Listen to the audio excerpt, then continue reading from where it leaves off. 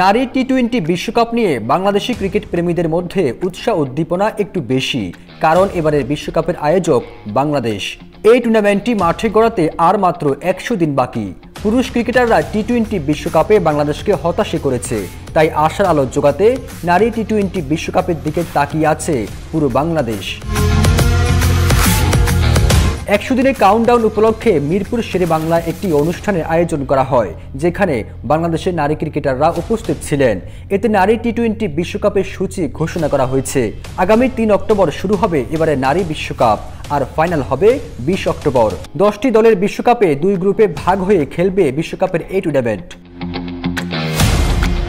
Walton fridge কিনে অনেকের মতো আপনিও হয়ে যেতে পারেন মিলেনিয়াল সেরা পণ্যের সেরা অফার।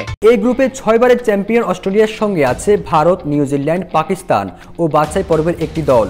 বি গ্রুপে বাংলাদেশের সঙ্গে আছে ইংল্যান্ড, দক্ষিণ আফ্রিকা, ওয়েস্ট ইন্ডিজ ও বাছাই পর্বের উতরে আসা এক দল। আসন্ন বিশ্বকাপে মোট 23টি ম্যাচে খেলা হবে। বিশ্বকাপের মূল ম্যাচগুলো হবে Mirpur home of cricket, Sylhet আন্তর্জাতিক ক্রিকেট স্টেডিয়াম ও সিলেট আন্তর্জাতিক স্টেডিয়ামের 2 নম্বর গ্রাউন্ডে।